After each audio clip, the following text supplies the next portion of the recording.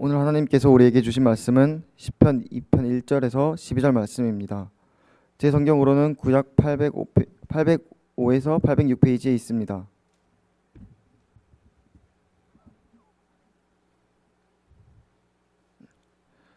다 찾으신 줄 알고 제가 봉독하겠습니다. 어찌하여 이방 나라들이 분노하며 민족들이 헛된 일을 꾸미는가? 세상의 군왕들이 나서며 간원들이 서로 꾀하며 여호와와 그의 기름 부음 받은 자들을 대적하며 우리가 그들의 맨 것을 끊고 그의 결박을 벗어버리자 하는도다. 하늘에 계신 이가 웃으심이며 주께서 그들을 비웃으시로다. 그때 분을 바라며 진노하사 그들을 놀라게 하여 이르기를 내가 나의 왕을 내 거룩한 산 시온에 세웠다 하시도다. 내가 여호와의 명령을 전하노라. 여호와께서 내게 이르시되 너는 내 아들이라. 오늘 내가 너를 낳았도다. 내게 구하라. 내가 이방 나라를 내 유업으로 주리니 내 소유가 땅끝까지 이르리로다. 내가 철장으로 그들을 깨트리며 질그릇같이 부수리라 하시도다. 그런즉 군왕들아 너희는 지혜를 얻으며 세상의 재판관들아 너희는 교훈을 받을지어다.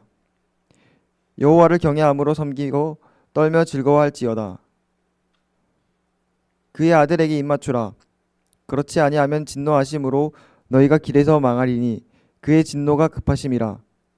여호와께 피하는 모든 사람은 다 복이 있도다. 주님의 말씀입니다.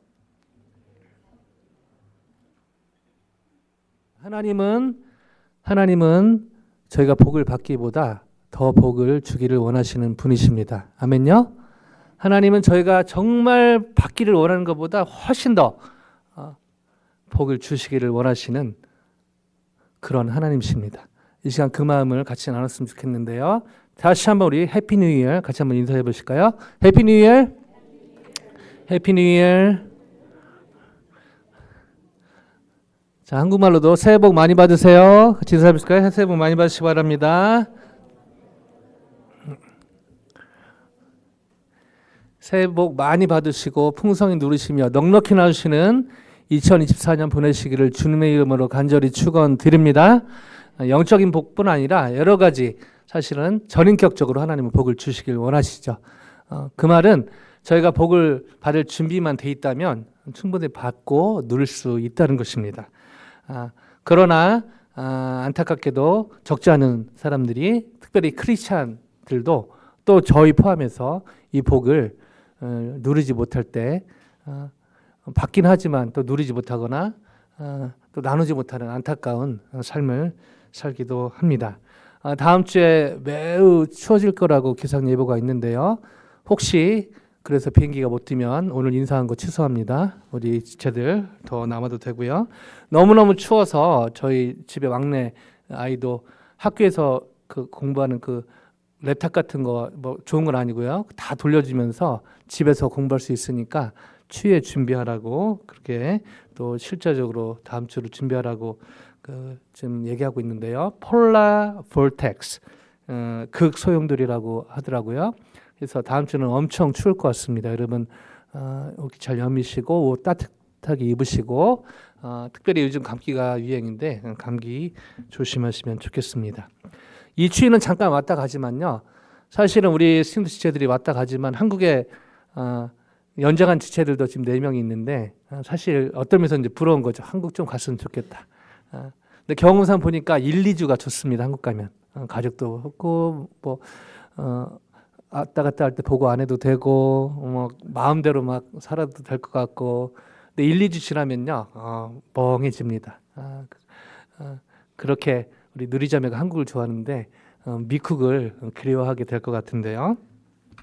왜냐하면요 한국 간다고 모든 일이 한 번에 해결되지는 않기 때문에 그런 것이죠. 한국에 가면 익숙하다는 것을 다시 만나서 가족도 만나고 친구도 만나고 뭐뭐 하면서 좋긴 하지만 또 현실이라는 이 폴라 볼텍스, 영적인 폴라 볼텍스 같은 현실이 기다리고 있기 때문입니다. 우리 스틴터 지체들만 그런 게 아니라 저를 포함해서 우리 성도님들도 마찬가지죠. 저는 요즘에 너무 감사하지만 마음이 한국에 많이 가 있는데요. 우리 김다중 집사님 그 아버님이 생각보다 그 암에 그런 상황이 좀 안 좋게 좀 진행이 돼서 너무너무 기도가 되고 마음이 많이 가 있습니다. 여러분 같이 기도해 주시고 새해인데 이 새해를 얼마나 힘들게 보내고 있을까 생각하니까 또 남편을 보내고 우리 정은주 집사님 지금 온라인으로 들어와 있는데 일하면서 물론 이제 부모님 와 계시지만 얼마나 쉽지 않을까 그런 생각을 하면 마음이 많이 시리기도 합니다. 어떻게 보면 인생은 참 전쟁터 같다는 생각이 드는데요. 새해가 됐지만 여전히 여러 방면에서 가족적으로 또 캠퍼스에서 또 직장에서 또 여러 삶의 정황 가운데 폴라 볼텍스 같은 그런 추위로 인해서 또 힘들어하는 성도님들 생각하면 마음이 시리기도 합니다. 그럼에도 불구하고 하나님은 어떤 상황에서든지 저희가 복을 받길 원하고 그 복을 풍성히 누리기 원하며 또 넉넉히 나누시길 원하십니다. 아멘요? 어떻게 저희가 그렇게 살 수 있을까요? 오늘은 지난주에 이어서 복 있는 사람 2로 이 제목을 가지고 오늘의 본문 안으로 들어가 보길 원합니다. 시편 2편인데요. 참고로 시편은 150편까지 있는데 1, 2편은요. 시편의 전체 시편의 서시, 책 머리에 쓰는 서문 대신 쓰는 시, 작자 미상인데요. 그 시편을 여는 그런 시편의 1편과 2편입니다. 그래서 여러분 시편 묵상하실 때 뭐 좋아하는 시편도 다 있죠. 유명한 시편도 있는데 1, 2편을 읽는 것이 묵상하는 것이 너무너무 중요합니다. 특별히 1, 2편은요. 이 시편을 여는 것 동시에 이 복과 관련돼 있기 때문에 그렇습니다. 복 받는 것. 하나님이 얼마나 복 주길 원하시면 시편을 열면서 시편 기자를 통해서 복 있는 사람에 대해서 이렇게 시작을 할까? 하나님 마음이 담겨져 있다고 볼 수가 있는데요. 특별히 이 시편 2편은요. 그 메시아 예언시가 7개가 있는데요. 그 중에 첫 번째 시입니다. 그래서 오늘 시간 강에서 다 하진 못하겠지만은 전체 분위기가요. 1차적으로는 이 다윗 언약에 근거한 그런 여러 다윗 왕가의 여러 면모, 거기에 또 대적들 를 얘기하지만 그 뒷면에 약간 중의적인 표현이 있는 것이죠. 그 뒤에 바로 그 다윗 왕조를 통해서 오시는 메시아 되시는 예수님에 대해서 예언하는 놀라운 반전이 이 시에 있습니다. 자, 이런 부분을 염두에 두고 오늘 본문 안으로 다 같이 들어가 보길 원하는데요. 자, 1절 같이 한번 읽어보십니다. 다 하진 못하겠지만 중요한 구절, 다 중요하지만 몇 구절 집중적으로 같이 보길 원합니다. 1절 같이 한번 읽어보실까요? 시작. 어찌하여 이방 나라들이 분노하며 민족들이 헛된 일을 꾸미는가? 자, 여기서 열방, 여기에서 이제 이방 나라라고 표현되고 있는데요. 이 당시 이방 나라라 하면 그 당시 이스라엘 대적하던 에돔, 암몬, 모압 같은 주변 실제 나라들을 얘기합니다. 그들이 분노하고 민족들이 헛된 일을 구하는 것을 시편 저자는 익명의 저자인데요.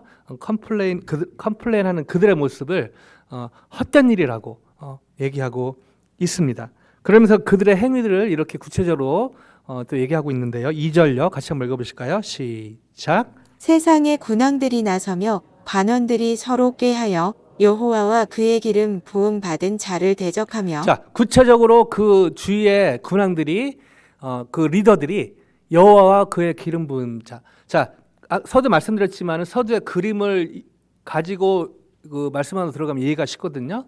기름 부은 자, 바로 다윗 왕가의 그런 사람들을 얘기하는 것이죠. 그러나 궁극적으로는 예수 그리스도를 상징하는 중의적인 의미가 있습니다. 자, 그들이 하는 행위에 대해서 3절에서 5절까지 쭉 있는데 시간은 있지는 않겠는데요. 계속해서 1절에서 얘기했듯이 헛된 일을 꾸민다. 인류 역사를 보면요. 사실은 이런 헛된 일의 연속이 많았죠. 본인들이 왕권을 탈취하려고 계속해서 일을 꾸미는데 사실은 반복적으로 반복이 되고 했는데 이것에 대해서 시편 기자가 뭐라고 거기에 대해서 헛된 일을 한다라고 그렇게 꾸짖고 있는 것이죠. 그러면서 이 시편 기자는 반전의 메시지를 전하는데요. 6절입니다. 6절 같이 한번 읽어보실까요? 6절요. 시작. 내가 나의 왕을 내 거룩한 산 시온에 세웠다 하시리로다. 그 열왕들의 하는 짓을 헛된 짓을 비웃으시면서 하나님께서 아주 귀한 엄청난 일을 행하신 것을 얘기하고 있는데요. 내가 나의 왕을 내 거룩한 산 시온에 세웠다 하시리로다. 자, 계속해서 투트랙으로 갑니다. 겉으로는요, 다윗 왕족, 하나님이 세우신 다윗 왕가, 그쪽을 얘기하고 있고요. 그 아래는 결국 그 유다 지파를 통해서 다윗을 통해서 올 예수님을 상징적으로 얘기하고 있는 것이죠. 그러면서 하나님의 영 명령 호크라고 하는데요. 의정서라고 합니다. 이것을 이렇게 전합니다. 7절인데요. 같이 한번 읽어보실게요. 7절요. 시작. 내가 여호와의 명령을 전하노라. 여호와께서 내게 이르시되 너는 내 아들이라. 오늘 내가 너를 낳았도다. 자, 이 그 7편 시편 7편이 그 오해돼서 많이 찬양 가운데 잘못 적용된 거 많습니다. 나는 너는 내 아들이라 하면서 막 내가 그 아들인 것처럼 막 얘기하는데 어떤 면에서 큰 의미에서는 뭐 틀리다고 볼 수 없는데요. 사실 이 본문의 7절은 그 의미를 얘기하는 것이 아닙니다. 자, 성경을 볼 때요. 그 오늘 아침에도 우리 처장님 수고하셨는데 그 성경을 앞뒤 좌우로 문맥을 보는 게 너무너무 중요한데요. 그 제일 조심해야 될 게 요한계시록이죠. 요한계시록 이단들이 자주 쓰는 성경이 요한계시록이죠. 그리고 거기에 있는 거기에 요한계시록은요, 여러 실제로 그 문학 형태가 여러 가지 섞여 있기 때문에 문자적으로 봐야 될 게 있고 상징으로 봐야 될 게 있는데 그걸 다 그냥 자기 멋대로 하면서 막 자기가 그 무슨 별인 것처럼 뭐 14만 4천 이렇게 끼워 맞춰가지고 이게 다 자기 마음대로 그래서 여기저기 맞춰가지고 자기 마음대로 내가복음을 만든 것이죠. 사실은 그 요한계시록 같은 경우도 그 환상 같은 경우는 구약의 묵시록, 다니엘, 뭐 스가랴, 뭐 이런 것들, 이사야 이런 거 보면요 거기에 연결이 다 됩니다. 놀랍게도 연결이 돼요. 근데 그걸 안 보고 자기 마음대로 그러니까 또 성도님들 한국 교회의 어떤 좋은 전통인데 목사님 말하면 다 하나님 말씀인 것처럼 여러분 제가 하나님의 말씀을 전하지만 제 생각을 전할 수도 있거든요. 그러면서 기도하면서 말씀을 계속해서 보고 본문에 충실하고 노력을 하는 것이죠. 인간인지라 실수할 수도 있지만 그래도 본문에 충실하고 본문에서 본문으로 그리고 구약에서 신약으로 이 말씀의 근거에서 설교를 하려고 그러는데요. 여러분 설교 들을 때요. 정말 순전한 마음으로 듣는 것도 필요하지만 정말 그런가? 좋은 의미에서 긍정적인 의미에서 퀘션을 가져야 됩니다. 그래서 제가 제 설교에 퀘션을 넣는 이유가 바로 그런 의미가 있습니다. 자, 너는 내 아들이라 오늘날 내가 너를 낳았도다. 도대체 네 집 아들인가? 자, 이것은요 다윗 언약과 연결이 되어 있습니다. 현장으로 가볼까요? 사무엘하 7장 14절입니다. 같이 한번 읽으십니다. 시작. 나는 그에게 아버지가 되고 그는 내게 아들이 되리니 그가 만일 죄를 범하면 내가 사람의 매와 인생의 채찍으로 징계하려니와. 자, 롱스토리 숏하면요 다윗 언약인데요. 다윗과 그 후손과 맺은 하나님이 언약인데 다윗과 그의 후손이 여호와의 양자가 되었다라고 얘기하는 것입니다. 양자가 된다, 어답션 됐다. 자, 의미는요, 양자됨은요, 하나님의 통치권을 얘기하는 것이죠. 하나님의 통치권을 부여받았다. 라고 의미를 하는 것입니다. 그래서 여러분 지금 이 편 흐르는 흐름을 아시겠죠? 겉으로는 그 당시지만 그 밑에는 예수 그리스도가 흐르고 있는 거죠. 이 여호와의 양자됨이 바로 예수 그리스도를 의미하는 것이죠. 그 의미는 하나님의 통치권이 예수님에게 있다는 것. 이것을 시편 기자는 놀랍게 수천 년 전에 이것을 예언을 하고 있다는 것이죠. 저희가 한 이 책으로 이 66권 스크립처를 이렇게 봐서 이게 특별 계시를 이렇게 봐서 은혜인데요. 그 당시 이걸 예언했다는 건 놀라운 하나님의 놀라운 섭리입니다. 자, 이러면서 궁극적인 왕이신 예수님, 이 하나님의 양자됨, 이 모든 통치권이 예수 그리스도에 있다. 이것을 강조하면서 시편 기자는요, 성부 하나님과 성자 하나님에 관한 일에 대해서 이렇게 설명을 이어갑니다. 8절 같이 한번 읽어보실까요? 8절요. 시작. 내게 구하라. 내가 이방 나라를 내 유업으로 주리니 내 소유가 땅 끝까지 이르리로다. 자, 내게 구하라. 하나님께 자유롭게 구할 수 있는 것은 그 당시 왕의 특권이었습니다. 그리고요, 놀랍게도 예수님은요, 가장 우선순위를 바로 하나님께 구하는 것. 예수님이 하나님 성자 하나님이 성부 하나님보다 좀 못돼서 좀 열등해서 그런 게 아닙니다. 그런 의미가 아니라 이 통치권이 있지만 이 성부 하나님께 이 구하는 이 특권을 예수님이 그 당시 열왕도 이 하나님의 그 다윗 언약을 통해서 있는 사람들 특권이었고 예수님이 또 이것을 본으로 보여 주신 것이죠. 그러면서 내가 열방을 유업으로 주리니 내 소유가 땅 끝까지 이르리로다. 이 예수님의 sovereignty, 예수님의 통치권, 예수님의 통치권. 구체적으로 말씀드리면 저희 이 교회가 제 교회인가요? 장로님 교회인가요? 집사님 교회인가요? 권사님 교회인가요? 어떤 의미에서 맞지만요. 가장 모범적인 답안은 예수님의 교회입니다. 아멘요? 왜냐하면 이 흐름에서 나오는 게 뭐죠? 그 교회의 머리는 그리스도시라는 것입니다. 아멘요? 이 교회가 교회당도 있고 뭐 여러 가지 있지만 예수님이 머리가 되지 못할 때 사실은 교회 형태는 있지만 교회라고 볼 수 없는 것입니다. 자, 이것을 놀랍게 이 시편 기자가 예언을 하고 있다는 것이죠. 자, 이것을 근거로 세상 군왕들과 관원들이 어떻게 살지에 대해서 이렇게 얘기하면서 마지막에 이렇게 권고합니다. 11절, 12절인데요. 11절 같이 한번 읽어보십니다. 시작. 여호와를 경외함으로 섬기고 떨며 즐거워할지어다. 자, 신앙적인 차원에서 여호와 하나님을 믿고 섬기고 정치적인 차원에서도 세상 군왕들은 이 하나님 세우신 왕들에게 복종할 것을 그리고 그 계속 비슷하게 나가죠. 밑에 결국 예수님께 복종할 놀라운 의미도 있는 것입니다. 여기에 도장을 찍듯이 오늘 본문의 마지막에 12절에 이렇게 시편 기자는 예언을 하고 단언을 합니다. 12절요. 시작. 그의 아들에게 입맞추라. 그렇지 아니하면 진노하심으로 너희가 길에서 망하리니 그의 진노가 급하심이라. 여호와께 피하는 모든 사람은 다 복이 있도다. 자, 그 아들에게 입맞추라.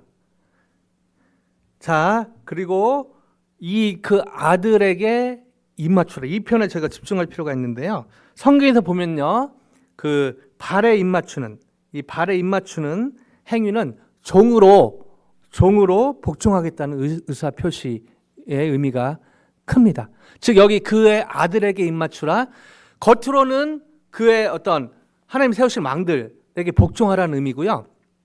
더 깊이 들어가면은 이 메시아이신 예수님 그리스도에게 복종할 것을 예언하고 이게 바로 길이다라고 예언을 하고 있는 것이죠. 자, 근데요 여기서 딜레마가 생깁니다. 여러분, 누구에게 복종하는 게 쉬운 일입니까? 어려운 일입니까? 누구에게 복종하는 게 쉬운 일일까요? 어려운 일일까요? 특별히 여기에 세상 군원들, 세상 리더들에게 지금 얘기하고 있잖아요. 다윗 왕가에게 복종할 거예요. 복종해야 된다. 더 나아가서 그 중의적인 의미가 있는 것이죠. 예수 그리스도께 복종해라. 복종해야 된다.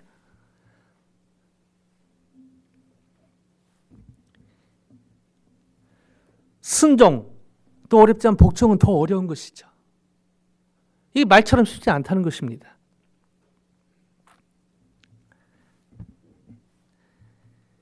서울의 보험 본지가 제가 영화 본 지가 몇 주 지났는데요.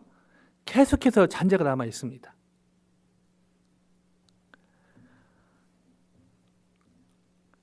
그리고 왜 그러냐면 그 전 모 씨뿐 아니라 그 주위에 있던 사람들, 제가 그 수경사 84년도에 수방사로 바뀌었는데요.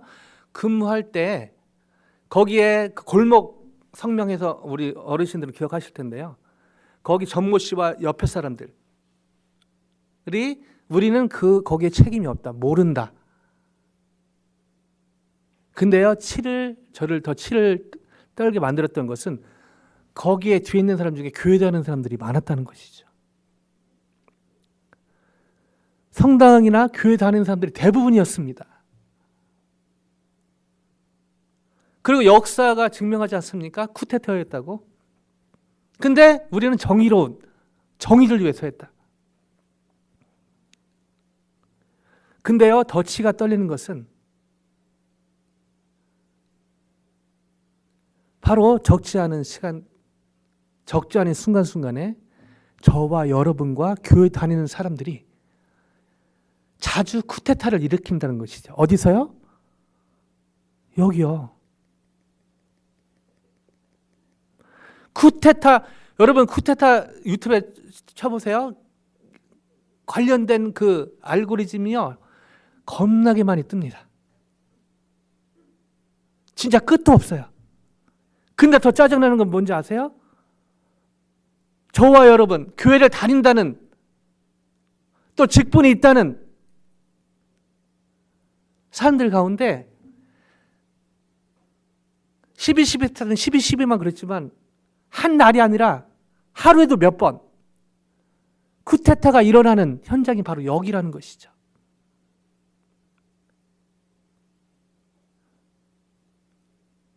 심각한 것 중에 가장 많이 쿠데타가 일어나는 곳이 바로 여기와 여기일 수 있다는 것입니다.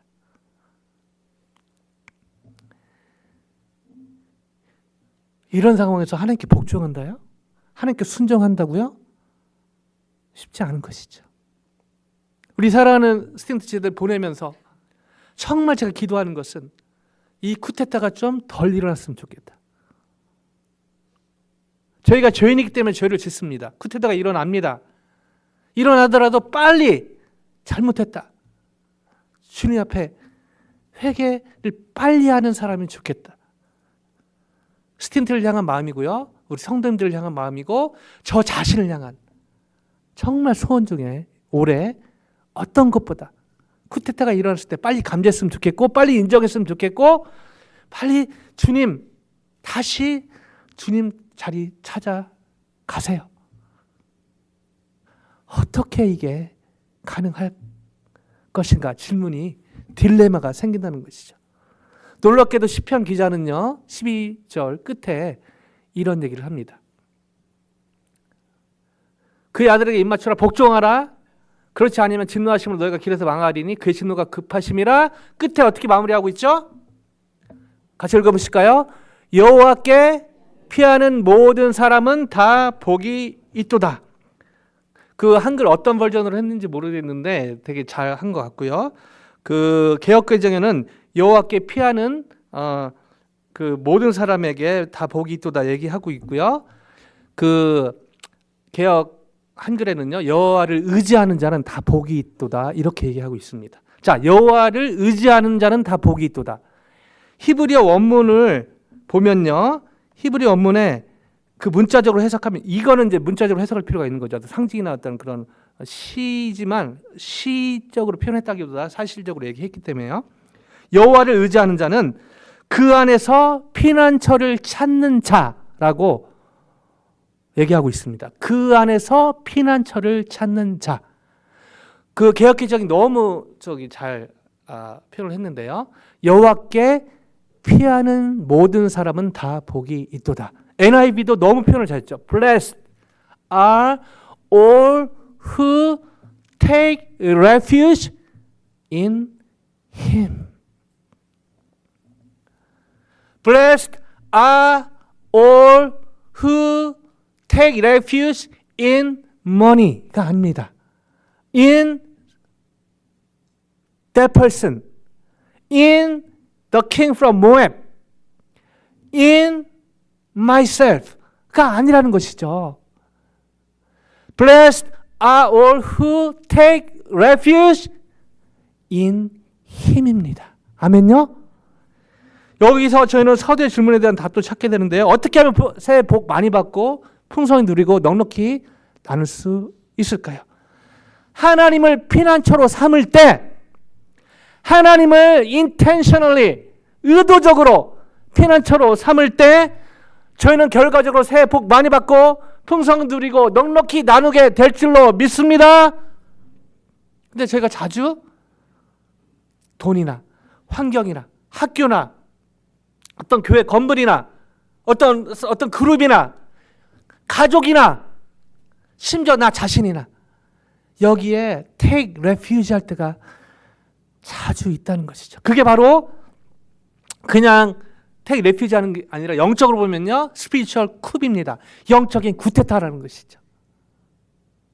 근데 이 심각성을 잘 제가 못 깨달을 뿐이라는 것입니다. 저에게 은퇴하신 분도 계시고 또 이런 다양한 종류의 분들이 계시는데요. 살다 보면요, 저희가 이 의지할 것이 많이 생기게 되는 것이죠.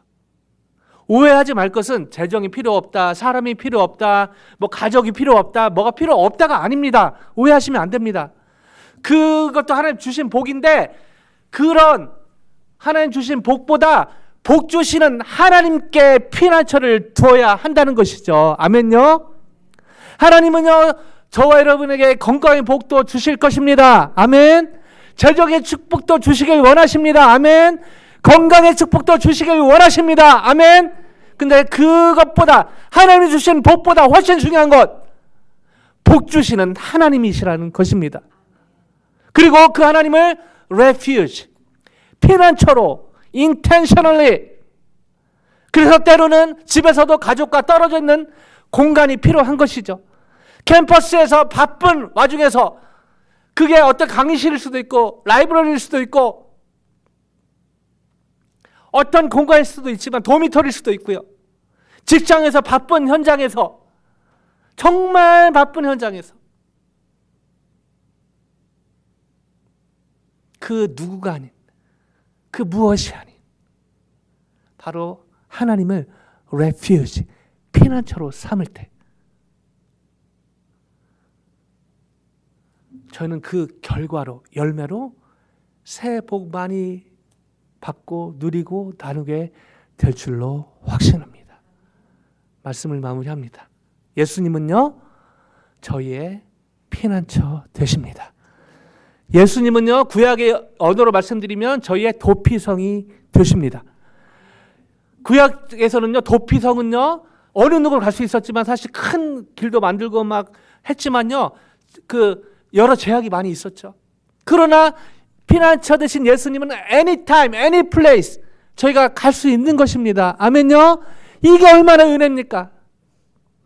예수님은 저희가 여기 앉아서 예배 시간에 그냥 그렇게 손들고 그렇게 옆에 좋은 찬양팀과 성가대와 반주자가 있어서 그렇게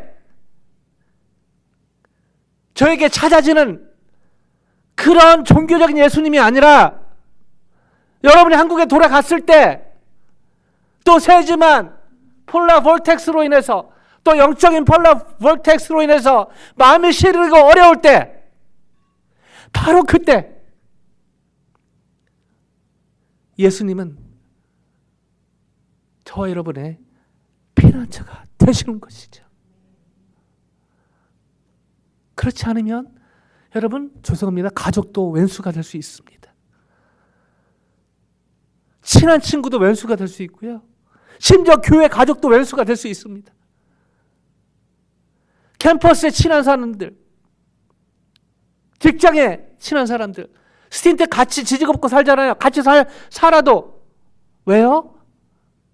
그 사람이 죄인이기 때문에, 저희가 죄인이기 때문에 다 맞는 얘기지만 결정적인 이유, 예수님을 피난처로 삼지 않을 때 바로 저희 잘못이죠. 저의 잘못입니다. 예수님의 프리즘으로 그 사람을 보지 않을 때 90끝까지 장점이 있어도 한 가지 단점이 크게 보이는 것입니다. 요한일서 말대로 바꿔볼까요? 사랑은요, 허다한 죄를 덮습니다. 하면요, 어떻게 해요? 사랑이신, 아가페 사랑이신, 피난처이신 예수님으로